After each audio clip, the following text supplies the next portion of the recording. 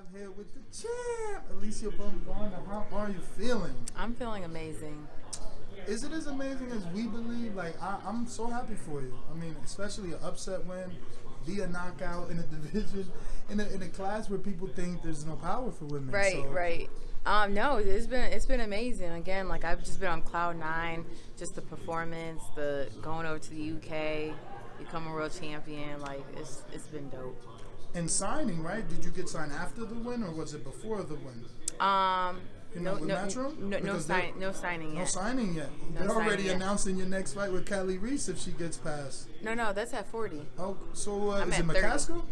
Yeah, McCaskill is at 40. Because he was talking about you yesterday about a was potential fight with Alycia Baumgardner. Oh shit. Yes, sir. Okay. All right. So, just walk us through it. I mean, you knocked her out on her feet. Yeah, man, listen, I went over there as an underdog. Everything was, against me, and I was like, you know what? I believe in me. I know who I am. I know who I am as a fighter. I've been in this sport for 20 years, and so that was my opportunity to really take advantage of. And I took advantage. I took advantage of the press conference, the weigh-ins, the media workout, and then came the fight. That was time to have fun, and so I did what I had to and showcased that in the fourth round and made her slip on her feet, you know what I mean? So it was great. It was great. Now, you mentioned in the pre-fight that you had power. Mm-hmm. How did you know how much power you had, and did you know you can get a knockout versus her? Yeah, no, I think that as my camp that we previously had, training for Terry Harper, like, things were just clicking, and I'm just like, yo, like, this is it. And so I knew that if I stayed patient, the knockout was going to come, and so we practiced that, over and over. So it was just about being relaxed and letting the punch flow. So obviously following you on social media, I know that you train with Tony Harrison and his brother. Are they your lead trainers, and how long has that been going on? Yeah, they are my lead trainers. That's been going on for a while now since their father passed. And so, we're just going to keep the legacy alive and just keep pushing and, again, be undisputed at 130. And you're originally from Ohio, right? I am, yeah. So did you relocate, or only for camp do you go to? No, I stay in Detroit now. Okay. Mm-hmm. How is that?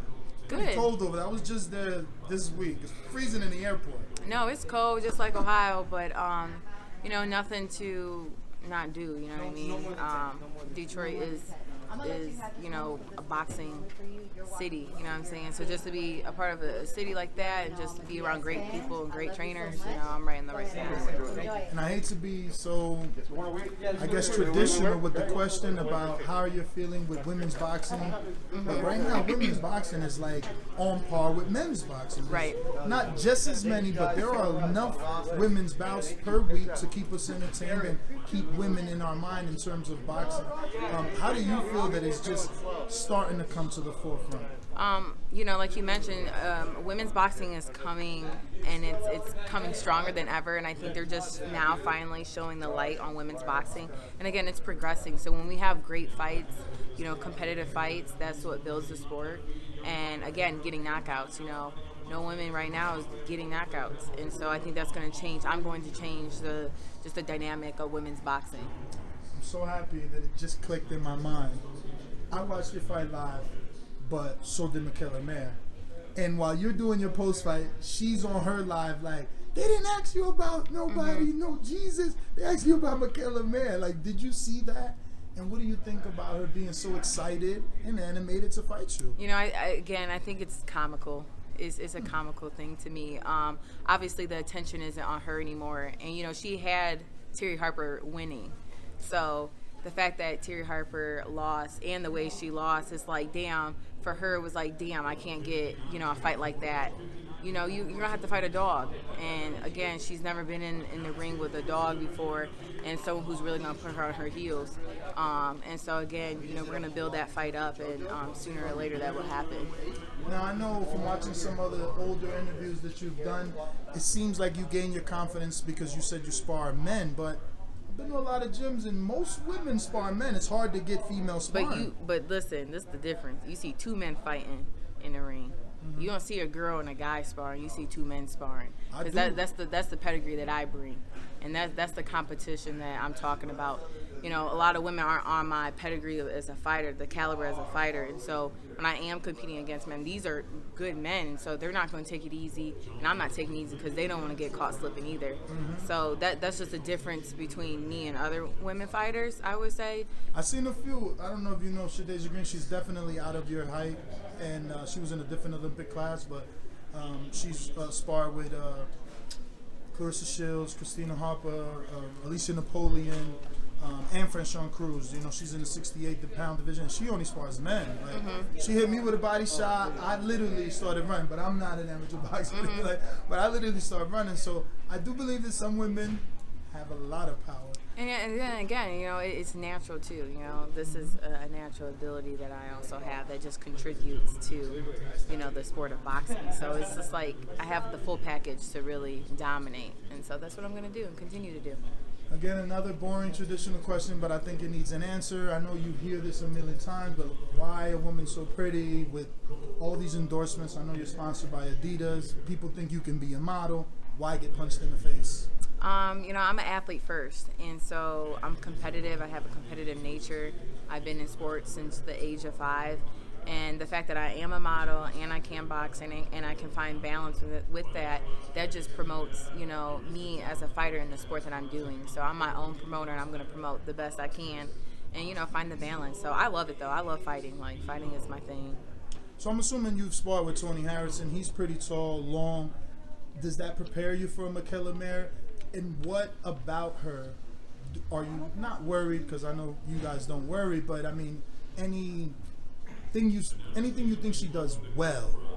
Again, I don't look too much what Mikaela has to offer. Again, to me, she has an amateur style, and I know what I can do. So I don't even pay attention to her in that nature. You know, sparring with Tony Harrison is just good work all around. You know, he's a former world champion as well, so he knows my perks of what I'm good at and what I can be better at.